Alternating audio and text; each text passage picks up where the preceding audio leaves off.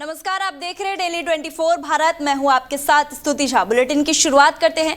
कांग्रेस नेता एवं लोकसभा नेता प्रतिपक्ष राहुल गांधी का प्रस्तावित मसूरी दौरा गुरुवार को खराब मौसम के कारण रद्द हो गया।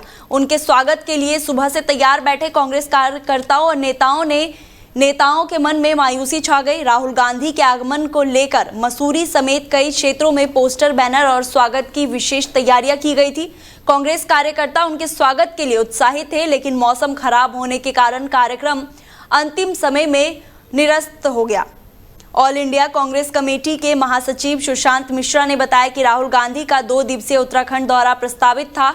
वो पंत नगर पहुंचे भी थे, लेकिन खराब मौसम के चलते पायलट ने हेलीकॉप्टर उड़ाने की अनुमति नहीं दी।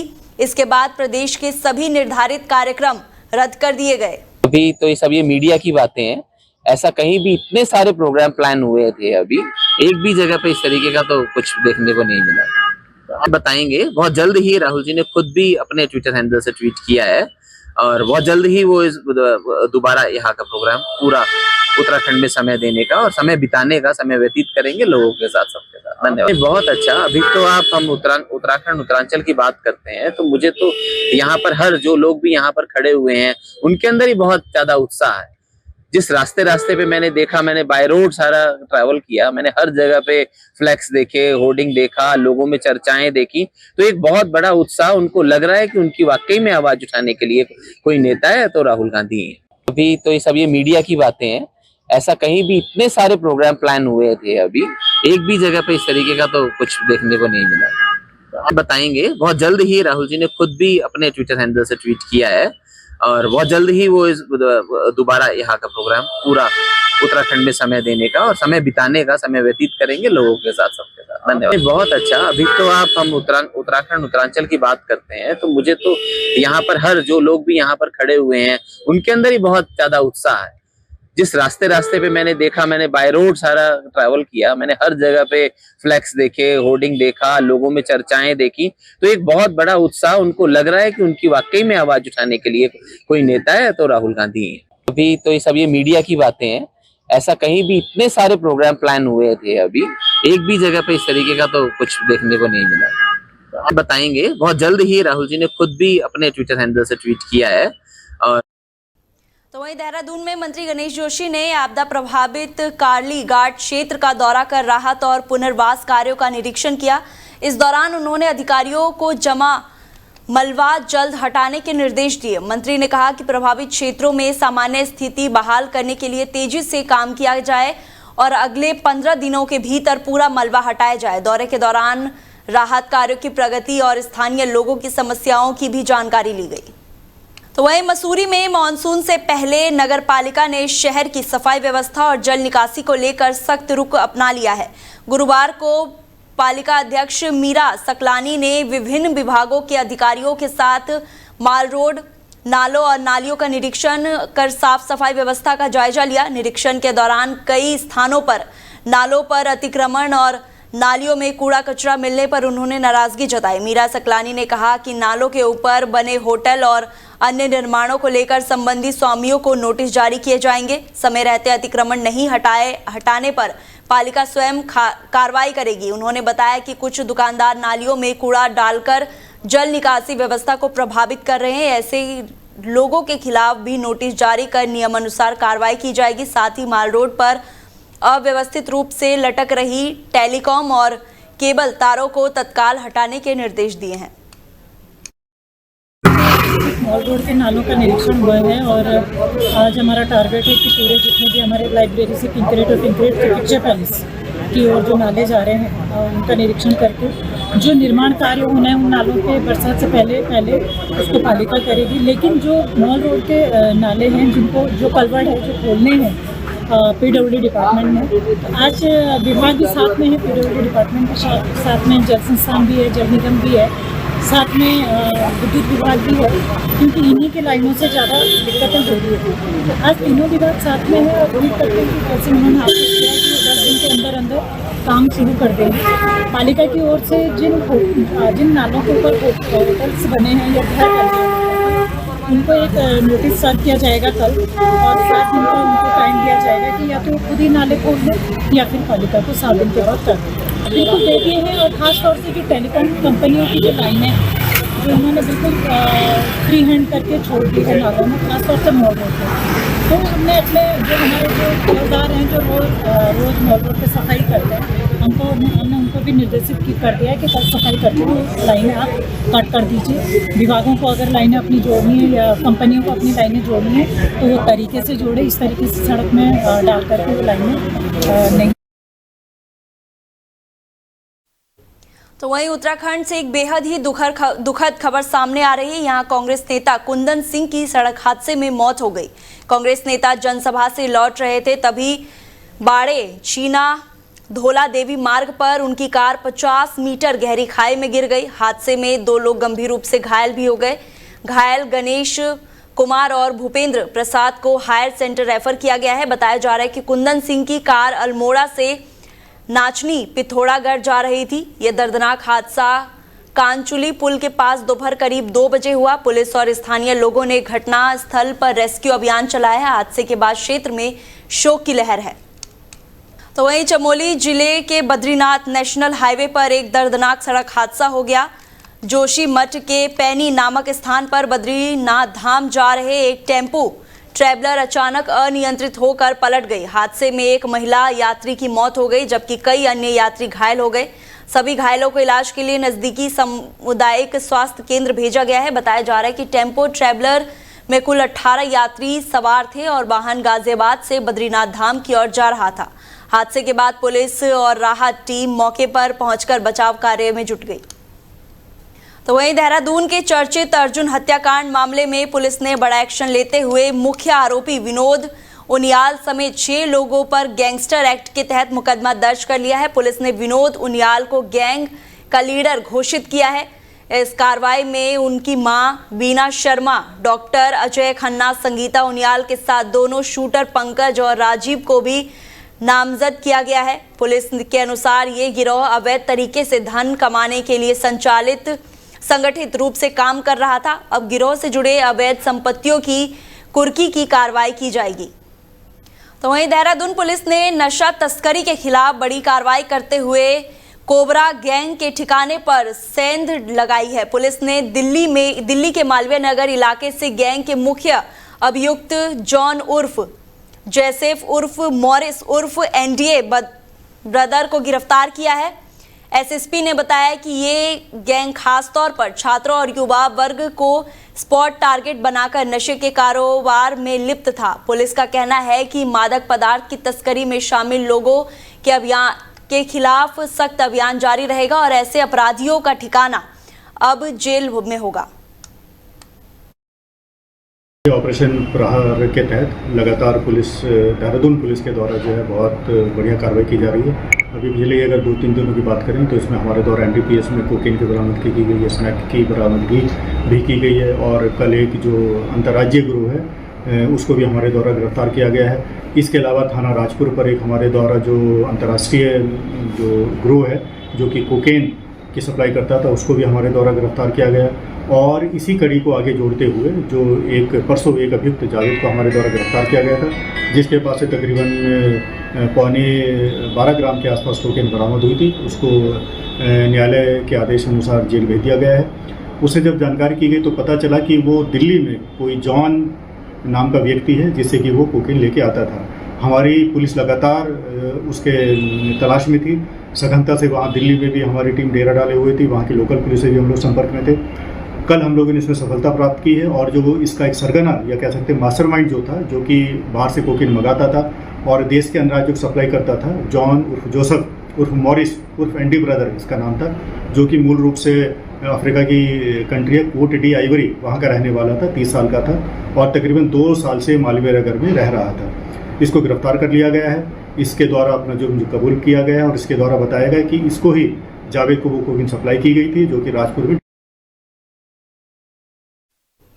तो वहीं देहरादून में सामूहिक जागरूकता अभिमुखीकरण कार्यक्रम आयोजित की गई, जिसमें सीएम पुष्कर सिंह धामी ने शिरकत की। आइए आपको दिखाते हैं। भारत माता की जय। नरेंद्र मोदी जिंदाबाद, जिंदाबाद। पुष्कर धामी जिंदाबाद, जिंदाबाद, जिंदाबाद। Sit down. Sit down. Bharat माता चाय, भारत माता की राज्य स्तरीय सामूहिक जागरूकता कार्यशाला के अवसर पर मंच पर आसीन समाज कल्याण विभाग के मंत्री, जिन्होंने त्रिस्तरीय पंचायत से अपना जीवन प्रारंभ किया, अभी वो बता रहे थे कि देखिए कनिष्ठ ब्लॉक प्रमुख भी रहे, जिला पंचायत के सदस्य भी रहे और उसके बाद विधानसभा में भी और पार्टी में भी अनेक सामाजिक और राजनीतिक दायित्वों पर जिन्होंने काम किया है, ऐसे हमारे समाज कल्याण मंत्री आदरणीय खजानदास जी और उत्तराखंड सरकार में मेरे साथ कैबिनेट के वरिष्ठ सहयोगी और जिन्होंने अनेक कई चुनाव, कई सारे सामाजिक राजनीतिक कार्यों को अपने जीवन में अनुभव किया है।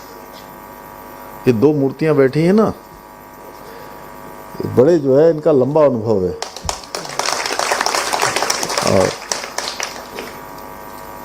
अभी ग्राम्य विकास विभाग के नाते राज्य की सेवा कर रहे हैं आदरणीय भरत चौधरी जी, हमारी कैंट विधानसभा की लोकप्रिय विधायक आदरणीय सविता कपूर जी, बागेश्वर विधानसभा की लोकप्रिय विधायक आदरणीय पार्वती दास जी,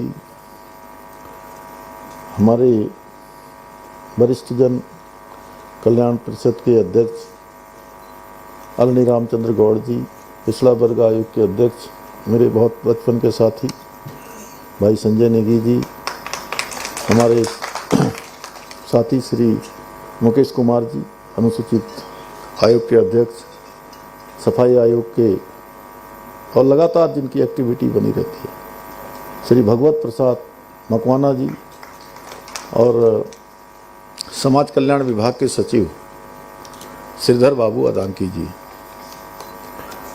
और इस सभागार में उपस्थित, वैसे तो आप मैं सभी का नाम जानता हूँ, यहाँ हमारे युवा और पूर्व विधायक और अभी दायित्ववान श्री देशराज कर्णवाल जी भी बैठे हैं, काजमी साहब बैठे हैं, वारसी साहब बैठे हैं, हमारी बहन स्वराज विद्वान बैठी हुई है, शांति दीदी बैठी है, अनेक अधिकारी बैठे हैं, हमारे प्रोफेसर गोविंद सिंह जी बैठे हैं, एक बार खड़े हो जाइए। इन्होंने भी जो है अनेक जो है तो उसमें यूनिवर्सिटी में अन्य बड़े बड़े समाचार पत्रों के उसमें बड़े चैनलों में संपादक के नाते काम किया है। इधर हमारे नवीन वर्मा जी, क्या बात है, अभी इतना शानदार कार्यक्रम आपने वहाँ हल्द्वानी में आपकी टीम ने आयोजित किया, आप हो गए या हमारे गौड़ साहब हो गए, उधर हरक सिंह जी हो गए और उधर शांति दीदी हो गई, ये सब इन्होंने ऐसा कार्यक्रम किया। वर्मा जी बड़ा अद्भुत था सच में, आत्मा प्रसन्न हो गई।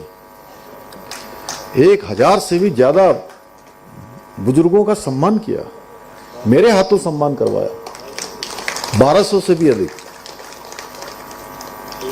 और ऐसा लग रहा था कि हमारे माता पिता, हमारे दादा दादी जो अब नहीं भी हैं हमारे बीच में, उनका भी आशीर्वाद हमको उनके माध्यम से मिल रहा है। सच में बहुत भावुक कर देने वाला क्षण था। एक से एक काम कर रहे हैं यहाँ पर, हमारे श्याम डोभाल जी हैं, हमारे अशोक वर्मा जी हैं और सीमांत क्षेत्र की आवाज़ हमारे वहाँ नीति और मलारी क्षेत्र के हमारे प्रेम सिंह राणा जी, खड़े हो जाइए प्रेम सिंह राणा जी एक बार, और पीछे को भी देखो।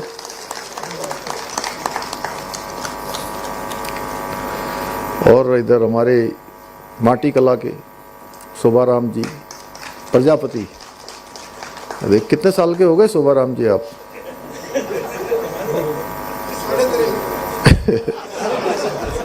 और हमेशा जो है 25 साल के लगते हैं मुझे।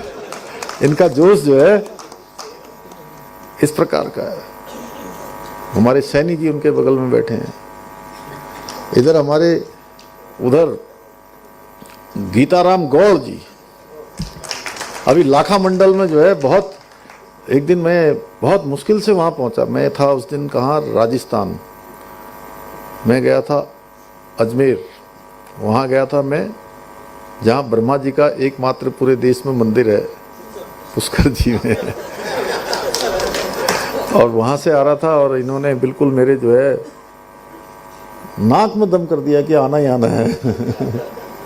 और बड़ी मुश्किल से मैं पहुँचा। और जब मैं पहुँचा तो मैं सोच रहा था कि जो है ये गीताराम ने बुलाया है, कितने होंगे, 100, 200, 500 लोग होंगे। अरे जब मैं वहाँ पहुँचा तो पैर रखने को जगह नहीं थी। हजारों हजार लोग लाखा मंडल में, जहाँ पर पांडवकालीन जो है पूरा भगवान महादेव का मंदिर विराजित है वहाँ पर। तो ऐसे एक से एक उत्साही युवा हैं अब यहाँ पर।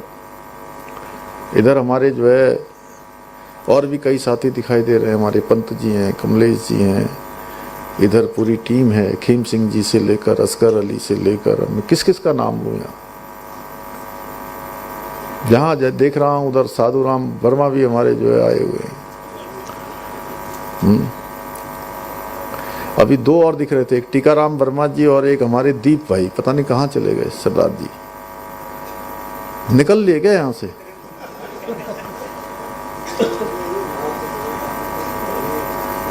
हमारे जो है अश्वनी भी है यहाँ पर, एक मनोज गौतम है देखो हर समय साल लेके आता है। कहाँ है वो? आप लोगों ने एक बार देखो, एक बार इनको जो है किसी ने रोक लिया वहाँ। हरिद्वार में गया था मैं, और जब मैं हरिद्वार जाता हूँ तो सबसे पहले आगे लाइन में यही खड़े मिलते हैं मुझे। इनको उस दिन जो है लोगों ने रोक दिया और इन्होंने झगड़ा कर दिया वहाँ। और झगड़ा कर दिया तो ये ऐसा वायरल हुआ कि उसके बाद से आज कोई इनको रोकने की हिम्मत नहीं करता है तब से। तो सभागार में उपस्थित लीला, तुम भी खड़ी हो जाओ। ये देखो लीलावती राणा है इनका नाम। इनको हमारी अनुसूचित जनजाति की उसकी उपाध्यक्ष अध्यक्ष। तो उपस्थित हमारे सभी भाइयों एवं बहनों और विभिन्न, अरे ओहो दिलीप दा, मैं तो देखा ही नहीं यार। ये हमारे मंच तामली क्षेत्र, जहाँ गुरु गोरखनाथ सबसे पहले आए नेपाल से, बिल्कुल काली नदी के इस पार, उस पार नेपाल है। तो मंच तामली क्षेत्र भारत का पहले अंतिम क्षेत्र कहते थे और हमारे प्रधानमंत्री मोदी जी ने कह दिया अब वो पहला क्षेत्र है। तो उस पहले क्षेत्र गांव के जो है मंच तामली के हमारे दिलीप सिंह महार जी, ये भी युवा है हमारे। अब आप कहते होंगे युवा केवल आयु से नहीं होता है, क्यों टोलिया जी? हाँ। युवा होता है जोश से, युवा होता है काम से, युवा होता है हिम्मत से। तो ऐसे युवा हमारे बीच में विराजमान है। विभिन्न हमारे आयोगों के सदस्य हैं, हमारे अध्यक्ष हैं, उपाध्यक्ष हैं, विभिन्न समितियों के हैं, परिषदों के हैं, सभी का, हमारे मीडिया के मित्र, मैं आप सबका हृदय से स्वागत करता हूं, अभिनंदन करता हूं। मुझे लगा कि थोड़ा ये जो हमारे समाज में विभिन्न स्तरों पर जो समाज को नेतृत्व देने का काम कर रहे हैं, तो इस सतर्कता सम्मेलन के माध्यम से उनका परिचय भी होना चाहिए आज। और फिर परिचय होना चाहिए, और परिचय मैं थोड़ा, मुझे लगता है कि अच्छे से करा सकता हूँ सबका। तो इसलिए मैंने सबका परिचय करवाने का प्रयास किया है। अभी अन्य लोगों का भी करवा सकता हूँ, लेकिन काफ़ी लोग अभी हैं यहाँ पर। आज सामाजिक कल्याण से जुड़ी हुई नीतियों के प्रभावी क्रियान्वयन के उद्देश्य से आयोजित राज्य स्तरीय सहकारी सामूहिक जागरूकता कार्यशाला में आप सभी के बीच में उपस्थित होकर मुझे भी अत्यंत खुशी हो रही है, क्योंकि मैं देखता हूं कि आप सबके बीच में किन्हीं न किन्हीं कार्यक्रमों के माध्यम से सामाजिक, राजनीतिक, धार्मिक, सभी कार्यक्रमों के माध्यम से आप सबके बीच में आने का, मिलने का अवसर प्रदान होता है। आज जहां हम इस महत्वपूर्ण कार्यशाला के माध्यम से समाज के वंचित वर्ग तथा विभिन्न कल्याणकारी योजनाओं का लाभ प्रभावी ढंग से कैसे उन लोगों तक पहुंचे जो जरूरतमंद हैं, उसके लिए हम सब यहाँ पर विचार करने के लिए, विमर्श करने के लिए एकत्र हुए हैं। वहीं दूसरी ओर वृद्धावस्था, दिव्यांगजन, विधवा एवं अन्य पेंशन योजनाओं के लाभार्थियों के खातों में वन क्लिक के माध्यम से पेंशन राशि भी आज यहाँ हस्तांतरित हो गई है।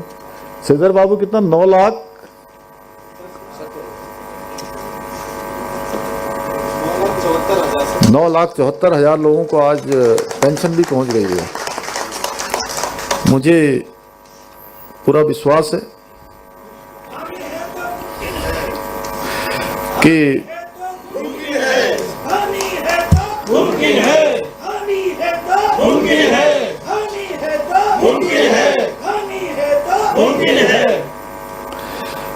मुझे पूरा विश्वास है कि इस जागरूकता कार्यशाला में जो विचार विमर्श होगा, आपस में बातचीत होगी, सुझाव मिलेंगे, उनसे सामाजिक कल्याण योजनाओं के लिए और बेहतर उनका क्रियान्वयन होने में बहुत सहायक सिद्ध होगा। मैं इस अत्यंत महत्वपूर्ण कार्यशाला के सफल आयोजन के लिए समाज कल्याण विभाग के माननीय मंत्री आदरणीय खजान दास जी को और उनकी पूरी टीम को बहुत हार्दिक बधाई एवं साधुवाद देता हूं कि नई शुरुआत हो रही है। हर बात की नई शुरुआत, जैसे 14 साल बाद ये बैठक हम लोगों ने करी, एक नई शुरुआत हुई, वैसे ये शुरुआत, और ऐसी अगर हम शुरुआत देखेंगे तो कम से कम महत्वपूर्ण देखोगे तो कम से कम 500 से कम शुरुआत नहीं होंगी जो पहली बार हुई होंगी, और वैसे तो हजारों में होंगी। वो गाना सुना है ना आप लोगों ने, पहली बार, किसने सुना है? अरे बहुत कम लोगों ने सुना। अरे दिलीप दा, आपने भी नहीं सुना? अच्छा, अरे तो हाथ क्यों कम उठा रहे इतना? देखिए जरा बताइए तो कितने लोगों ने सुना है वो, जिसमें हमारे कुमाऊं, गढ़वाल, मैदान, पहाड़, जौनसार सब कलाकारों ने एक गाना जो है एक साथ गाया है। सामूहिक गान है उनका कि राज्य में पहली बार क्या क्या हुआ है। तो ये नई शुरुआत हो रही है, पहली शुरुआत हो रही है। एक नई कार्य संस्कृति राज्य में लाने का प्रयास हो रहा है। साथियों, आज का ये कार्यक्रम भी केवल औपचारिक कार्यक्रम नहीं है कि आप आए और चले गए, बल्कि हमारे राज्य के जरूरतमंद, वंचित वर्ग, उनके जीवन में सकारात्मक रूप से परिवर्तन कैसे आए, उसका एक संकल्प लेने का भी अवसर है। और इस कार्यक्रम के माध्यम से हम सभी को मिलकर ये सुनिश्चित करना है कि डबल इंजन की सरकार की प्रत्येक जन कल्याणकारी योजनाएं बिना किसी भेदभाव के, बिना किसी देरी के और बिना किसी बाधा के जो लाभार्थी हैं, जो जरूरतमंद हैं, उनको मिले। हमारा लक्ष्य है कि हमारी योजनाएं सचिवालय की फाइलों तक सीमित न रहें, बल्कि प्रदेश के सुदूरवर्ती क्षेत्रों में रहने वाले हर गरीब को, हर वंचित को उसको मिलनी चाहिए। अक्सर जानकारी के अभाव में कई पात्र लोग सरकार की योजनाओं का लाभ नहीं ले पाते। इसलिए ये बहुत जरूरी है कि आप सभी अपने अपने क्षेत्रों में जागरूकता फैलाने का कार्य करें और प्रत्येक व्यक्ति को इन योजनाओं से जोड़ने में अपनी सक्रिय रूप से भूमिका निभाएं। साथियों, आप सभी महत्वपूर्ण आयोगों से, समितियों से, इस समिति से जुड़े हुए हैं। आप पर समाज के जो वंचित वर्ग है, पिछड़ा है, बुजुर्ग हैं, दिव्यांगजन है, जरूरतमंद लोग हैं, उनके अधिकारों की रक्षा करने का और उनके सशक्तिकरण और कल्याण की महत्वपूर्ण जिम्मेदारी आप सभी की जिम्मेदारी भी है और आपके कंधों पर है भी, आपका कर्तव्य भी है। आपकी संवेदनशीलता, सक्रिय प्रयास जमीन तक पहुंचे और जो जरूरतमंद लोग हैं उनके जीवन में सकारात्मक परिवर्तन लाए। आपको फील्ड में उतरकर ये सुनिश्चित करना होगा, धरातल पर जाना होगा कि हमारा डिलीवरी सिस्टम पारदर्शी भी हो और त्वरित रूप से समाधान देने वाला भी हो। मैं भाई देशराज कर्णवाल की बहुत सराहना करता हूं कि पिछले कई दिनों से कई शिविरों के माध्यम से जन जन के बीच में जरूरतमंद लोगों को उनका जो सहायता है, जो सरकार की योजना है, उसका लाभ दिलाने के लिए निरंतर प्रयास कर रहे हैं। क्योंकि किसी भी योजना की वास्तविक सफलता तभी है, देखिए योजनाएं बहुत चलती हैं, आज भी चल रही हैं, पहले भी चलती थी, लेकिन प्रभावी रूप से लोगों को समय पर उन योजनाओं का लाभ मिले और पारदर्शी ढंग से मिले, उसके लिए उनको किसी के आगे पीछे घूमने की जरूरत न पड़े, कुछ सिफारिश करवाने की भी जरूरत न पड़े और समाज के अंतिम छोर में रहने वाले व्यक्ति को मिले। मुझे पूरा विश्वास है कि आप सभी अपने अनुभव से, समर्पण से, संवेदनशीलता के साथ इस महत्वपूर्ण जिम्मेदारी का सफलतापूर्वक निर्वहन कर रहे होंगे। क्यों कर रहे हैं ना? कर रहे हैं ना सभी लोग? तो जोर से बोलिए। ये गाना बाद में लगा देना, एक बार सुना देना सबको और इस पर सुना देना, ये जो है ना, ये जो जहां पर मैं दिखाई दे रहा हूं इसमें भी। हाँ बोलिए, जोर से बोलिए, कर रहे हैं ना? उधर से कम आवाज क्यों आ रही है? कर रहे हैं। ये गाना पहली बार का था। हाँ वो मैं इसीलिए कहा मैंने बाद में सुना देना। साथियों, आज आदरणीय प्रधानमंत्री श्री नरेंद्र मोदी जी के दूरदर्शी नेतृत्व में भारत में सबका साथ, सबका विकास, सबका विश्वास, सबका प्रयास, इस मूल मंत्र के साथ निरंतर कार्य हो रहा है। और आदरणीय मोदी जी के प्रधान सेवक बनने के उपरांत पिछले 12 वर्षों में विभिन्न नीतियों के माध्यम से, योजनाओं के माध्यम से प्रत्येक वर्ग के कल्याण की दिशा में संकल्पित होकर प्रयास किए जा रहे हैं और समाज में अंतिम छोर में खड़े हुए व्यक्ति को आगे लाने के लिए जनधन योजना, उज्ज्वला योजना, प्रधानमंत्री आवास योजना, आयुष्मान भारत योजना, मुफ्त राशन योजना जैसी अनेक कल्याणकारी योजनाओं के माध्यम से करोड़ों नागरिकों को आज इसका लाभ मिल रहा है। उनके जीवन में परिवर्तन हो रहा है।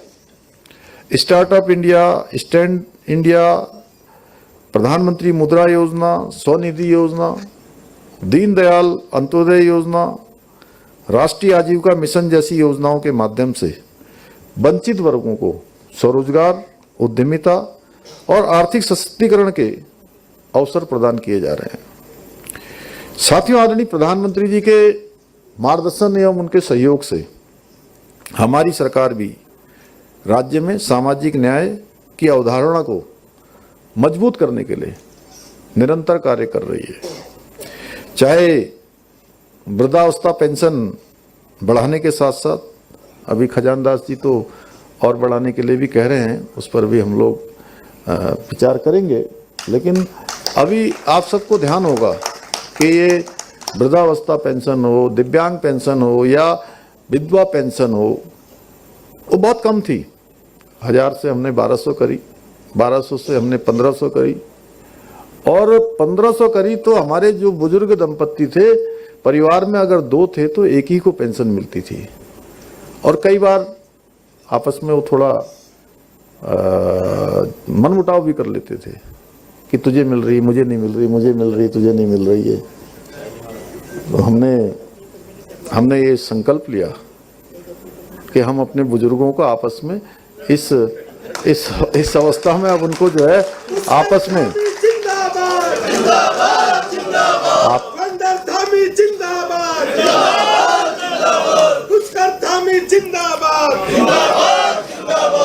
आपस में हम उनको झगड़ा नहीं करने देंगे, आपस में लड़ने नहीं देंगे और हमने दोनों की पेंशन सुनिश्चित की। अब दोनों हमारे बुजुर्ग दंपतियों को पेंशन मिलती है। अच्छा, अरे अच्छा, उनकी कटवा के अपनी लगवा के आ गए।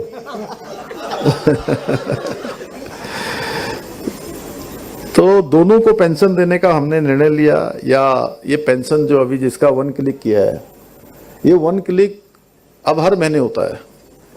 हर महीने समय से पेंशन पहुंचती है। पहले 3 महीने में मिलती थी या 3 महीने से भी कई बार विलंब हो जाता था। इन योजनाओं को ऑनलाइन करना हो या अंत्योदय परिवारों को, आप सबको पता होगा जब हम चुनाव में जाते हैं तो हम अपना एक संकल्प पत्र जनता के सामने रखते हैं और हमने अपना संकल्प पत्र रखा था। उस संकल्प पत्र में हमने ये वचन दिया था कि हमारी सरकार बनने के बाद हम उत्तराखंड के जो बीपीएल परिवार हैं, अंत्योदय के कार्ड धारक हैं, उनको वर्ष में 1 साल में 3 गैस के सिलेंडर उनको रिफिल करके मुफ्त में देंगे। भाइयों बहनों, मुझे आप सबको बताते हुए खुशी हो रही है कि ये योजना हमने 2022 से लागू की और अनवरत रूप से हमारा ही प्रदेश ऐसा प्रदेश है जिसने ये शुरुआत की। अब अन्य प्रदेश भी इस दिशा में आगे जा रहे हैं। या प्रदेश के दिव्यांग कार्मिकों का वाहन भत्ता बढ़ाना हो, ये भी हमारी ही सरकार ने किया। हम अपने प्रत्येक निर्णय के द्वारा प्रदेश में सामाजिक न्याय स्थापित करने की दिशा में काम कर रहे हैं। हम स्वयं सहायता समूह के माध्यम से लखपति दीदी योजना और कौशल विकास कार्यक्रमों को जोड़कर अपनी बहनों को भी आर्थिक रूप से मजबूत बनाने का काम कर रहे हैं। इसके अलावा मुख्यमंत्री स्वरोजगार योजना के माध्यम से युवाओं और जरूरतमंदों को स्वरोजगार के लिए आर्थिक सहायता भी उपलब्ध कराई जा रही है, जिससे कि वो कोई अपना रोजगार कर सकें, स्वरोजगार कर सकें, अनेक प्रकार के ऐसे काम कर सकें। इतना ही नहीं, मुख्यमंत्री पलायन रोकथाम योजना, वाइब्रेंट विलेज कार्यक्रम और अपनू सरकार पोर्टल के माध्यम से विकास को अंतिम व्यक्ति तक पहुंचाने का कार्य किया जा रहा है। साथियों, जब हम आज इन योजनाओं के बारे में बात कर रहे हैं तो सरकार के मुखिया के नाते, जैसा अभी खजानदास जी कह रहे थे कि हमारे मुखिया हैं और प्रदेश के पहले व्यक्ति हैं, तो ये मेरा दायित्व तो बनता है कि मैं राज्य सरकार का जो रिपोर्ट कार्ड है, क्योंकि आपके सामने अगर बात रखूंगा तो आप ही लोग जाकर जन जन तक इसको पहुंचाने का काम करेंगे, ताकि जब भी आप लोगों के बीच में जाएं तो हमारी विकास यात्रा को पूरे आत्मविश्वास के